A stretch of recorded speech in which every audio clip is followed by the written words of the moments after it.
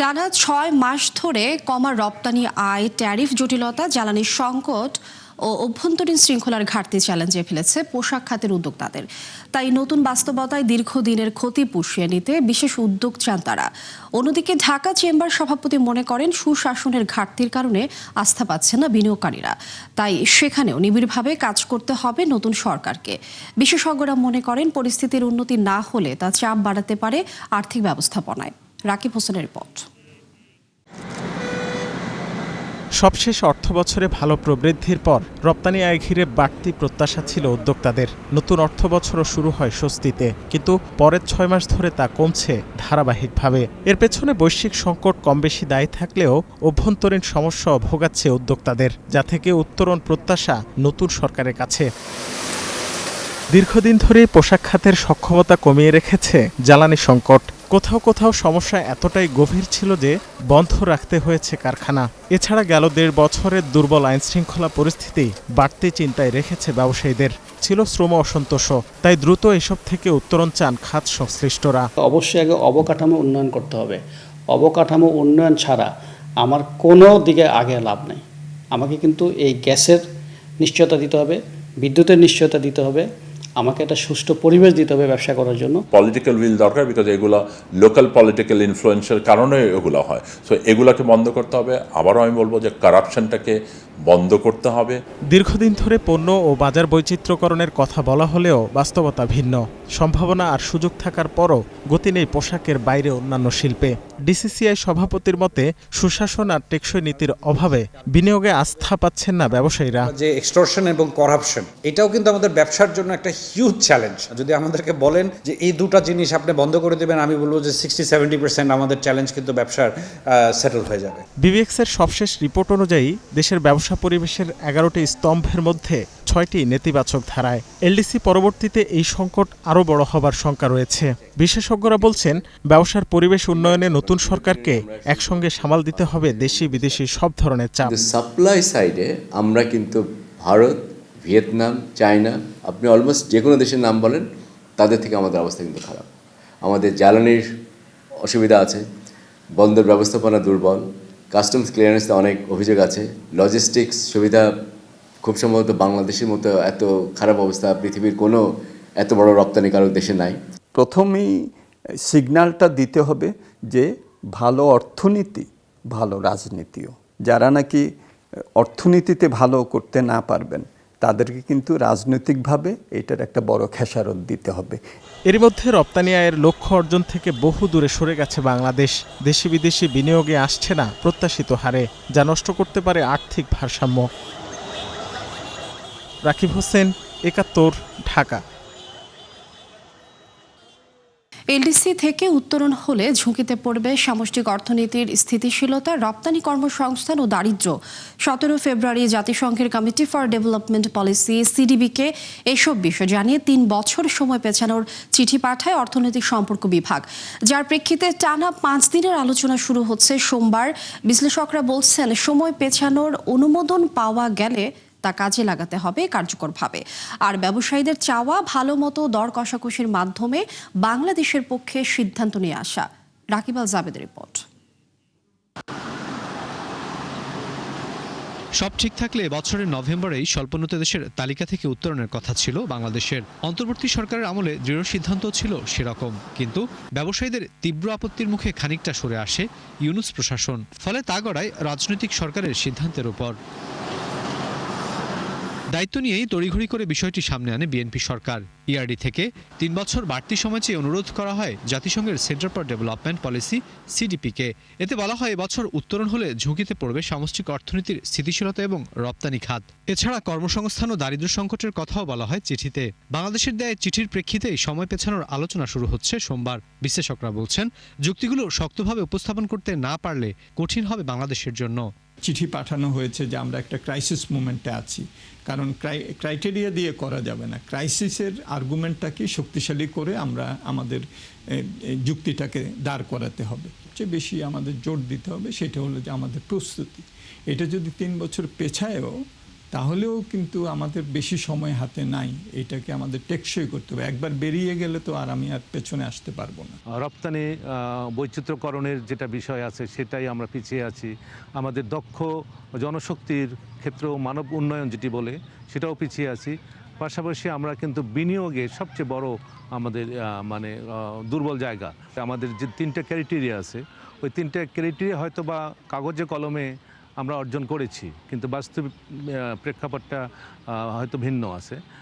সবচেয়ে বড় কথা হচ্ছে যে যাদের মাধ্যমে গ্র্যাজুয়েশন হবে, আমি মনে করি যারা মুখ্য ভূমিকা পালন করবে এই ব্যবসায়ী শ্রেণী প্লাস বেসরকারি খাত, তারা কিন্তু কোনোভাবেই চাচ্ছে না। এলডিসি উত্তরণ ঘিরে ব্যবসায়ীদের প্রধান চিন্তার কারণ রপ্তানি বাজার হারানো। কেননা চড়া শুল্ক দিয়ে প্রবেশ করতে হবে ইউরোপের বাজারে, কঠিন হবে জাপান, চীন কিংবা ভারতের সাথে ব্যবসা বাণিজ্য চালু করা। এছাড়া বন্ধ হয়ে যাবে রেয়াতি সুদের ঋণ, আর ওষুধ শিল্পের জন্য তা হবে আরও চ্যালেঞ্জিং। ফলে সময় পেছানোর এই সিদ্ধান্তে স্বভাবতই স্বস্তিতে উদ্যোক্তারা। বিকেএমএ সভাপতি মনে করেন 3 বছর সময় পেছানো গেলে এসব বিষয়ে প্রস্তুতির সুযোগ পাবে বাংলাদেশ। শেখ হাসিনা সরকার বা পরবর্তীতে ইন্টারিম গভর্নমেন্ট তারা কেউই কিন্তু এই যে এলডিসি গ্রাজুয়েশনে যাওয়ার কোনো প্রস্তুতি কিন্তু কোনো কিছু করেনি। এলডিসি গ্রাজুয়েশন পিছিয়ে দেওয়ার যে উদ্যোগ নিয়েছেন এটা আমি মনে করি যথার্থ, এবং এটা নিয়ে এখন থেকে কাজ শুরু করতে হবে। দাবি জানিয়ে বসে থাকলে হবে না, এখন থেকেই স্টেক হোল্ডারদের সাথে, মেজর স্টেক হোল্ডার হিসেবে আমাদের সাথে বসে এই ব্যাপারে প্রয়োজনীয় পদক্ষেপ কি নেওয়া দরকার সেটা আমাদেরকে শুরু করতে হবে। মূলত কোনো দেশের অর্থনৈতিক ভঙ্গুরতা, মাথাপিছু আয় ও মানব সম্পদ সূচকের উপর ভিত্তি করে উত্তরণের সুপারিশ করে জাতিসংঘ। যদিও 3 ক্ষেত্রে বাংলাদেশ শর্ত পূরণ করেছে বহু আগে। রাকিব আল জাবেদ, 71, ঢাকা। দর্শক, এইসব বিষয়ে আলোচনায় যেতে চাই। আমাদের সাথে এই মুহূর্তে যুক্ত হচ্ছেন গবেষণা সংস্থা র্যাপিডের chairman doctor Abdur Razzaq. Doctor Abdur Razzaq, আপনাকে 71 বিজনেসে স্বাগত জানাচ্ছি প্রথমেই, এবং শুরুতেই যে বিষয়টি জানতে চাইব, এলডিসি উত্তরণে বাড়তি সময়ের ক্ষেত্রে বাংলাদেশের দর কষাকষির জায়গাগুলো কি দরকার কিনা, হওয়া দরকার কিনা, কি মনে হয়? এলডিসি গ্র্যাজুয়েশন পেছানোর জন্য আমাদের দর কষাকষির প্রয়োজন কিনা, এই প্রশ্নের উত্তর হচ্ছে অবশ্যই। সেটা চিঠিতে সরকার ব্যক্ত করেছেন যে আমাদের অতিরিক্ত সময় দরকার। আপনার রিপোর্টে দেখছিলাম পরিষ্কারভাবে উঠে এসেছে বাংলাদেশ এলডিসি গ্র্যাজুয়েশনের যে সূচক আছে 3টি, এই 3টি সূচকে উত্তীর্ণ হয়, এখনো হচ্ছে। কাজে ইস্যুটা হচ্ছে যে আমরা এলডিসি গ্র্যাজুয়েশন করার জন্য কোয়ালিফিকেশন অর্জন করেছি, কোনো সন্দেহ নাই। প্রবলেম হচ্ছে আমাদের প্রস্তুতি আছে কিনা। এক্ষেত্রে মনে রাখতে হবে, দেখুন জাতিসংঘের উদ্দেশ্য হচ্ছে একটি দেশ এলডিসি গ্র্যাজুয়েশন উত্তরণ করবে যদি সেই সূচকগুলো পূরণ করতে পারে, সেটা যেমন সত্যি, কিন্তু এটাও বলা হয়েছে যে এমন হয় যে এলডিসি গ্র্যাজুয়েশনের ফলে তার যে উন্নয়নের অর্জন আছে সেগুলো যদি সে ধরে রাখতে না পারে, সেরকম ঝুঁকি থাকলে হয়তো তাকে অতিরিক্ত সময় দেওয়াটা বিবেচনা করা যেতে পারে। কাজে বাংলাদেশ বলছে এখন যে আমরা ম্যাক্রো ইকোনমিক ক্রাইসিস আমাদের দেশে আমরা যাচ্ছি, আমাদের রাজনৈতিক সংকট ছিল, সেটা আমাদের উত্তরণের যে প্রস্তুতি সেটাকে ক্ষতিগ্রস্ত করেছে। এই জন্য বাংলাদেশকে অতিরিক্ত সময় দেওয়া দরকার। আমি এটা বলতে চাই আপনাকে, একটি হচ্ছে আমাদের যে বর্তমান অবস্থা, যে ক্রাইসিস, সেটাকে তুলে ধরা, কিন্তু এট দ্য সেম টাইম এটাও মনে রাখতে হবে এটা একটা গ্লোবালি বৈশ্বিক রাজনৈতিক প্রসেস, পলিটিক্যাল প্রসেস। সেখানে কিন্তু আমাদের যথেষ্ট পরিমাণে এখন দেন দরবার করতে হবে। ডক্টর আব্দুর রাজ্জাক, যদি সময় পাওয়া যায় তাহলে ওই 3 বছরের প্রস্তুতি কি হবে বলে মনে করেন? সময় পেয়ে গেলে মনে রাখতে হবে 3 বছর খুব বেশি সময় না। কাজে আমাদেরকে প্রায়োরিটিতে খুঁজে দেখতে হবে কোন জায়গাগুলোতে উন্নতি করলে আমাদের রপ্তানির সক্ষমতা বাড়বে স্বল্প মেয়াদে, সেটা আমাদের প্রায়োরিটি হবে। এবং সেক্ষেত্রে আমরা জানি যে বাংলাদেশ অতিরিক্ত 3 বছর পেলে যেটা হবে, ইউরোপিয়ান ইউনিয়নের বাজারে আমরা হয়তো আরো 3 বছর একই সুবিধা ধরে রাখতে পারবো। কিন্তু এখন যেহেতু আমাদের রপ্তানি আয়ের প্রায় অর্ধেক ইউরোপিয়ান ইউনিয়নে যায়, 45% মতো, সেই ইউরোপিয়ান ইউনিয়নে আমাদের এলডিসি গ্র্যাজুয়েশনের পরে যে 3 বছর অতিরিক্ত সুবিধা পাওয়া যাবে, তারপরে আমাদের রপ্তানির প্রবেশাধিকারের ক্ষেত্রে কি কন্ডিশন থাকবে এটা এখনো বাংলাদেশ সেটেল করতে পারে না। এটা কি একটা এফটি হবে ইউরোপিয়ান ইউনিয়নের সঙ্গে, নাকি ইউরোপিয়ান ইউনিয়নে আমরা যে শুল্কমুক্ত অবস্থা আছে সেটা আমরা ধরে রাখতে পারবো, সেটা কিন্তু আমরা এখনো ঠিক করতে পারি না। সেটা হচ্ছে অন্যতম। ডক্টর আব্দুর রাজ্জাক, দেখুন, আমাদের অন্যতম প্রধান কাজ হওয়া উচিত ছিল বিভিন্ন দেশের সাথে দ্বিপাক্ষিক চুক্তি করা, কিন্তু সেখানে এগোনো যায়নি। নতুন সরকার এটাকে কিভাবে এগিয়ে নিতে পারে বলে মনে হচ্ছে? আপনার কথা একদম ঠিক না যে সেখানে আমাদের উন্নতি হয়নি সেটা না। জাপানের সঙ্গে আমরা একটা এফটিএ করতে পেরেছি, এটার কন্ডিশনালিটি নিয়ে এখন আলোচনা করা যেতে পারে, কিন্তু সেটা আমাদের আছে। কিন্তু আমি যেটা বলছিলাম যে সবচেয়ে গুরুত্বপূর্ণ বিষয় আমাদের হবে ইউরোপিয়ান ইউনিয়নের সঙ্গে দ্বিপাক্ষিক পর্যালোচনা আমরা কি অগ্রগতি করতে পারবো। যুক্তরাজ্যের সঙ্গে দরকার নেই, কারণ যুক্তরাজ্য অলরেডি বলেছে আমরা এলডিসি থেকে বের হয়ে যাওয়ার পরে সব কন্ডিশনস একই রকম থাকবে, কাজে সেই মার্কেট আমরা সিকিউর করতে পেরেছি। আমাদের এখন প্রধান দায়িত্ব হবে, যদি আপনি মার্কেটের কথা বলেন, দ্বিপাক্ষিক সম্পর্কের কথা বলেন, তাহলে ইউরোপিয়ান ইউনিয়নের সঙ্গে এলডিসি গ্রাজুয়েশনের পরে সেই বাজেটে আমাদের কিরকম প্রবেশাধিকার থাকবে সেটা এখনই সেটেল করতে হবে। অনেক ধন্যবাদ ডক্টর আব্দুর রাজ্জাক আমাদেরকে সুন্দর সময় দেওয়ার জন্য। ব্যাংক খাতের খেলাপি ঋণ কমাতে নতুন করে ছাড় দিয়েছে বাংলাদেশ ব্যাংক। ফলে এখন থেকে ডাউন পেমেন্ট বা এককালীন জমার মাত্র 1% পরিমাণ অর্থ জমা দিয়েই ঋণ পুনর্তফসিলকরণের সুবিধা নেওয়া যাবে, যা আগে ছিল 2%।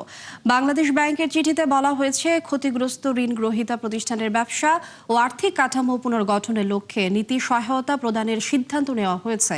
যৌক্তিক কোনো কারণে বাস্তবায়ন সম্ভব না হলে সংশ্লিষ্ট ব্যাংক সময়সীমার অতিরিক্ত আরও 3 মাস সময় বাড়াতে পারবে। ক্ষমতাচ্যুত আওয়ামী লীগ সরকারের সময় ব্যবসা করতে গিয়ে সমস্যায় পড়েছেন এমন গ্রাহকরা এই সুবিধা নিতে পারবেন। বাংলাদেশ ব্যাংকের তথ্য অনুযায়ী গত বছরের সেপ্টেম্বর শেষে 36.3% ঋণই খেলাপি। আবারও বাড়ল স্বর্ণের দাম। মাত্র 2 দিনের ব্যবধানে ভরিতে 2,216 টাকা বেড়ে আজ থেকে 22 ক্যারেটে বিক্রি হচ্ছে 2,61,040 টাকা। বাংলাদেশ জুয়েলার্স সমিতি বাজুস এক বিজ্ঞপ্তিতে এ তথ্য জানায়। বলা হয়, আন্তর্জাতিক বাজারে তেজাবি স্বর্ণের দাম কিছুটা বাড়ায় এই সমন্বয় করা হয়েছে। নতুন দর অনুযায়ী 21 ক্যারেটের প্রতি ভরি 2,49,143 টাকা, আর 18 ক্যারেটের দাম 2,13,568 টাকা। এদিন সনাতন পদ্ধতির এক ভরি রূপার দাম 4,082 টাকা নির্ধারণ করে দেয় বাজুস। এদিকে আন্তর্জাতিক বাজারে 3 সপ্তাহের মধ্যে সর্বোচ্চ অবস্থানে উঠেছে স্বর্ণের দাম। মার্কিন আদালতের রায়ের পর শুল্ক অনিশ্চয়তায় 1% বেশি বেড়ে দাম ছাড়িয়েছে $5,160। মার্কিন ইরান ইস্যুকে কেন্দ্র করে আগে থেকেই ঊর্ধ্বমুখী ছিল বিশ্ববাজারে স্বর্ণের দাম, যার সাথে নতুন করে যুক্ত হয়েছে ট্রাম্পের শুল্ক অবৈধ হওয়ার রায়। এছাড়া শঙ্কা বাড়ছে নতুন করে আরোপ করা বিশ্বব্যাপী ট্রাম্পের 15% শুল্ক ঘিরে। একই অবস্থা রূপার দামেও প্রায় 3% বেড়ে আউন্স প্রতি উঠেছে $87। ডোনাল্ড ট্রাম্পের শুল্ক বৃদ্ধি মেনে নেবে না ইউরোপীয় কমিশন। গত বছর সম্পাদিত যুক্তরাষ্ট্র ইউরোপ চুক্তি মেনে চলার দাবি জানিয়েছে তারা। শুক্রবার আদালত ট্রাম্পের বৈশ্বিক শুল্ক বাতিল করার পর মার্কিন প্রেসিডেন্ট 10% সাধারণ শুল্ক আরোপের ঘোষণা দেন। একদিন পরে যা তিনি 15% উন্নীত করেন। গত বছরে বাণিজ্য চুক্তিতে ইস্পাতের মতো খাত ভিত্তিক কিছু পণ্য ছাড়া বেশিরভাগ ইউরোপীয় পণ্যের জন্য 15% মার্কিন শুল্ক হার নির্ধারণ করা হয়েছিল। 27টি ইইউ সদস্য রাষ্ট্রের পক্ষ থেকে কমিশন জানায়, আদালতের রায়ের পর ওয়াশিংটন কি পদক্ষেপ নিতে চায় সেটা স্পষ্টভাবে জানাতে হবে। আদালতের রায়ে ট্রাম্পের শুল্ক অবৈধ হলেও বেশ কিছু শিল্পে এখনও জারি রয়েছে আগের শুল্ক হার। 1962 সালের বাণিজ্য সম্প্রসারণ আইনের ধারা 232 অনুযায়ী জাতীয় নিরাপত্তায় বহাল থাকতে পারে প্রেসিডেন্ট আরোপিত শুল্ক, যার ফলে ট্রাম্পের দেয়া উচ্চ শুল্ক হার এখনও কার্যকর গাড়ি, ওষুধ, আসবাবপত্র, অ্যালুমিনিয়ামের মতো বেশ কিছু খাতে। নাদিয়া ইসলাম তুলির রিপোর্টে বিস্তারিত। আদালতের রায়ে অবৈধ হওয়ার পরও আবারও আলোচনায় ট্রাম্পের শুল্ক ইস্যু। সামাজিক যোগাযোগ মাধ্যম ট্রুথ সোশ্যালে এক ঘোষণায় বৈশ্বিক শুল্ক 10 থেকে বাড়িয়ে 15% করেন ডোনাল্ড ট্রাম্প। তবে বেশ কিছু খাত এর আওতামুক্ত। আইন অনুযায়ী এসব খাতে প্রয়োজনীয় কর আরোপ করতে পারেন মার্কিন প্রেসিডেন্ট। যুক্তরাষ্ট্রে 1962 সালের বাণিজ্য সম্প্রসারণ আইনের ধারা 232 অনুযায়ী বেশ কিছু খাতে ইচ্ছামতো শুল্ক আরোপ করতে পারেন প্রেসিডেন্ট। মূলত জাতীয় নিরাপত্তার হুমকি হতে পারে এমন পণ্যে কার্যকর হবে আইনের এই ধারা। ফলে নতুন রায়ের পরও গাড়ি, ঔষধ, আসবাবপত্র ও প্যাকেটজাত খাদ্যপণ্যে আগের শুল্ক হার বহাল থাকবে। গেল বছর জাতীয় নিরাপত্তার অজুহাতে আমদানি করা যানবাহন ও নির্দিষ্ট কিছু গাড়ির যন্ত্রাংশে 25% শুল্ক আরোপ করেন ট্রাম্প। এছাড়া বাণিজ্য চুক্তি করেন জাপান, দক্ষিণ কোরিয়া ও যুক্তরাজ্যের সাথে। তবে ট্রাম্পের নতুন সিদ্ধান্ত যুক্তরাষ্ট্র কিংবা বৈশ্বিক মোটর গাড়ি শিল্পে কতটা প্রভাব ফেলবে তা এখনো স্পষ্ট নয়। চলতি বছর $4 বিলিয়ন শুল্ক পরিশোধ করতে হতে পারে যুক্তরাষ্ট্রের সবচেয়ে বড় গাড়ি নির্মাতা প্রতিষ্ঠান জেনারেল মোটরসের। আরেক প্রতিষ্ঠান ফোর্ডের শুল্ক ব্যয় ছাড়াতে পারে $2 বিলিয়ন। এদিকে ওষুধ শিল্পের শুল্ক নিয়ে বরাবরই অনিশ্চয়তায় ট্রাম্প। ওষুধ আমদানিতে 100 থেকে 250% শুল্ক আরোপের হুমকি দিলেও তা এখনো কার্যকর হয়নি, যার কারণ প্রশাসন ও ওষুধ প্রস্তুতকারকদের মধ্যে বহু বছরের চুক্তি। ফলে ওষুধের শুল্ক এখনো 232 ধারার আওতায় থাকবে। বাণিজ্য সম্প্রসারণ আইনের ধারা 232 অনুযায়ী আসবাবপত্রে বহাল থাকবে পূর্ব নির্ধারিত শুল্ক। 2027 সালে যা 25 থেকে 50% উন্নীত হওয়ার সম্ভাবনা রয়েছে। শুল্ক ছাড়াও উচ্চ সুদহার ও মূল্যস্ফীতির চাপে পড়বে এই খাত। গেল বছর ইস্পাত ও অ্যালুমিনিয়াম আমদানিতে 50% পর্যন্ত শুল্ক আরোপ করেন ট্রাম্প। এমন উচ্চ শুল্কের কারণে উৎপাদন খরচ বাড়ে কোকাকোলা, পেপসিকো ও রেনল্ডসের মতো কোম্পানিগুলোর পণ্যে। এছাড়া নভেম্বরে কলা, কফি, মশলাসহ কয়েকশো কৃষি পণ্যে শুল্ক অব্যাহতি দিয়ে এক নির্বাহী আদেশ জারি করেন ট্রাম্প। নাদিয়া ইসলাম তুলি, ৭১। দর্শক, এই ছিল ৭১ বিজনেসের এখনকার আয়োজনে। সরাসরি সংবাদ অনুষ্ঠান দেখতে চোখ রাখুন ৭১ ফেসবুক পেজে এবং সাবস্ক্রাইব করুন ৭১ ইউটিউব চ্যানেল। থাকুন ৭১ সাথে।